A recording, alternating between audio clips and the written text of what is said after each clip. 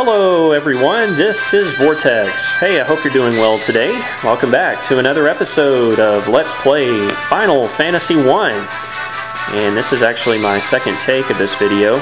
Didn't get very far through the first take before my doorbell rang, and sure enough it was a salesman at my door trying to sell me something ridiculously expensive that I didn't want or need. So hopefully I can make it through this second take without my doorbell ringing.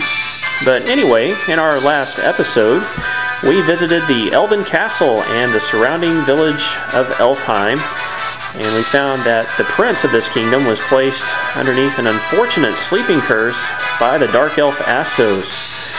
So hopefully in today's video we'll find some sort of clue on the whereabouts of that Dark Elf.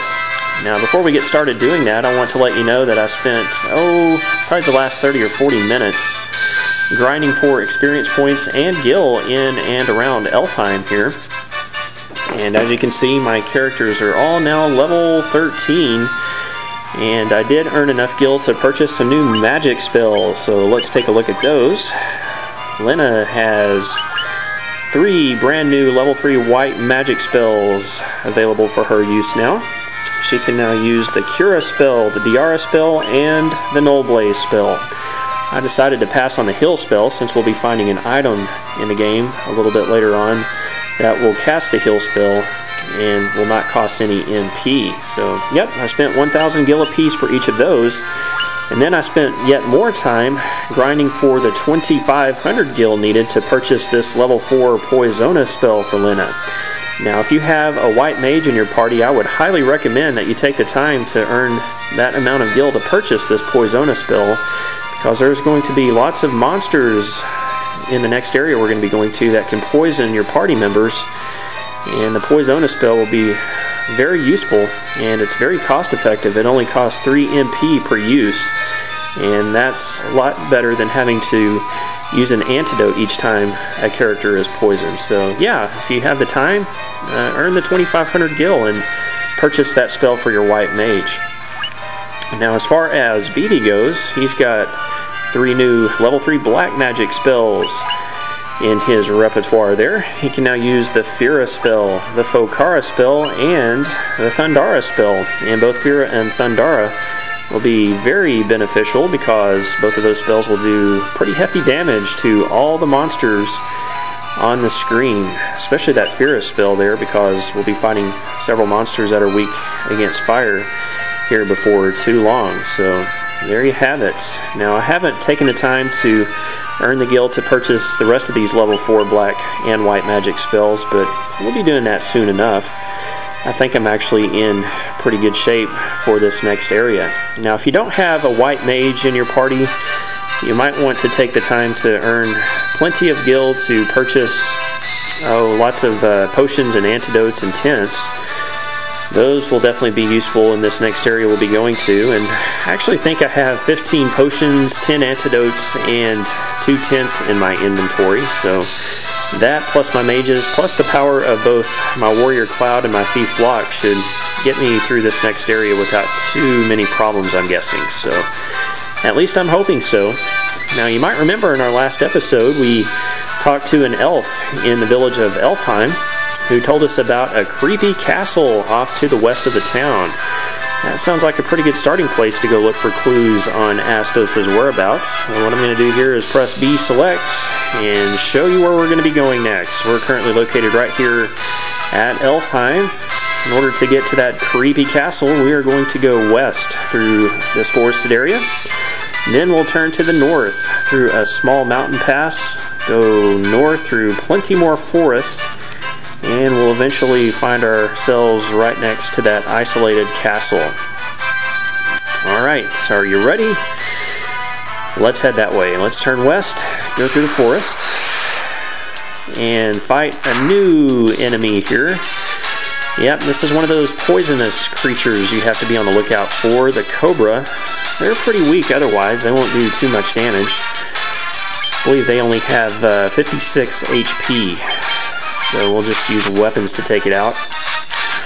Fought plenty of these while grinding for gil around Elfheim and got poisoned a few times. Had to go take the time to purchase some antidotes to cure that before I got the Poisona spell.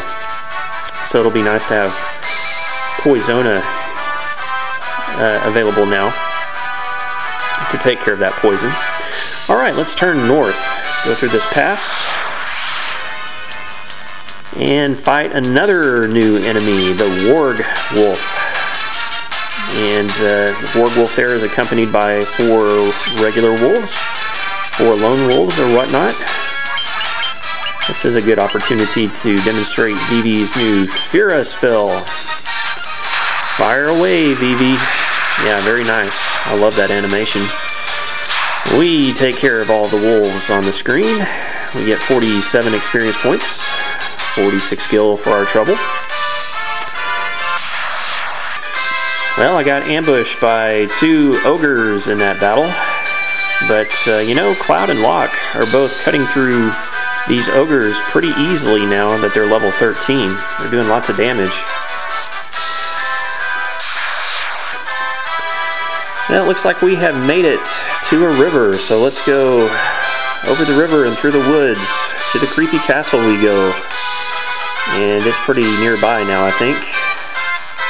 Let's just turn north here.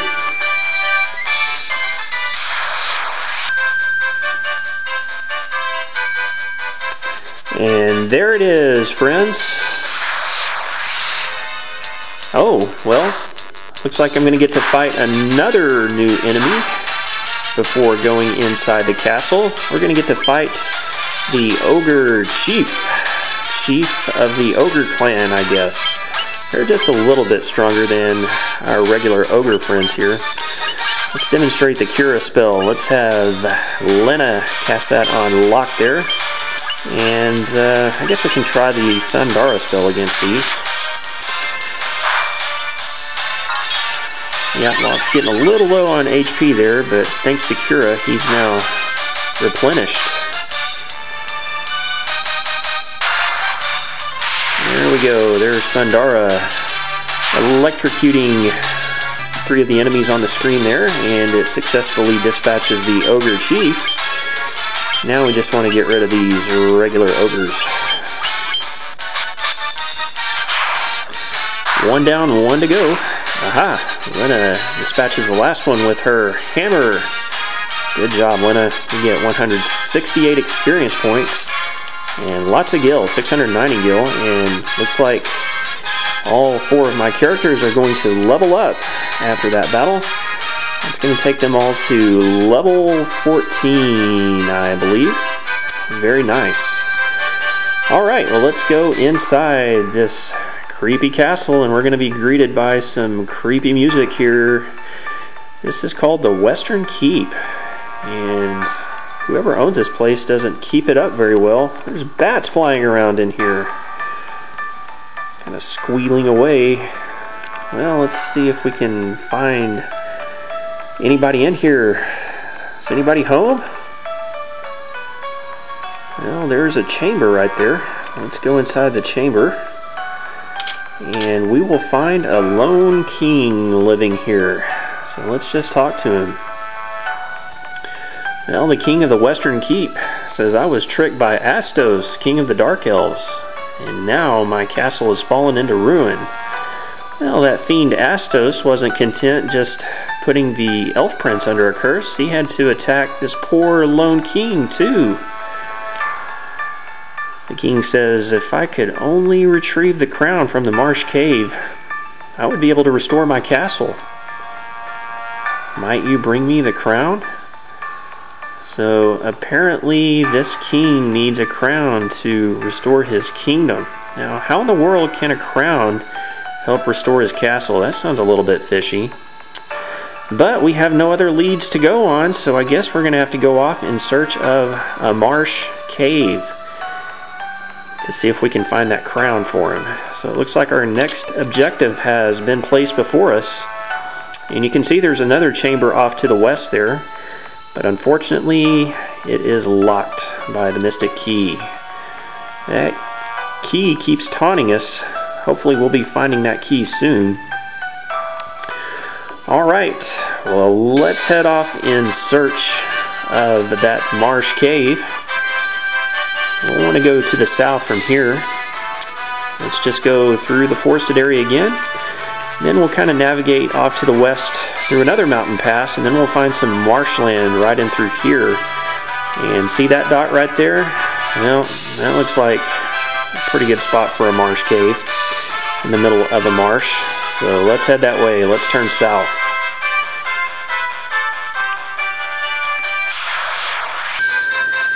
Well, I got ambushed by some wargwolves in that battle, but I took them out very easily though, courtesy of Vivi's Fira spell. Alright, here's another mountain pass we can go through, so let's turn west here, and then south. Ah, we get yet another new enemy to fight. Getting lots of those today. We got some werewolves here we get to play with. Now, werewolves can also poison you, so we've run into the cobra, and now we've got the werewolves that can also poison you, and there's another monster around here called the tarantula. I haven't fought it yet, but it can poison you as well. At least I haven't fought it on screen. I fought plenty of those while grinding for Gil, and they were also poisoning me. So yeah, I had a lot of trouble with those poisonous monsters earlier. Okay, let's turn to the south here.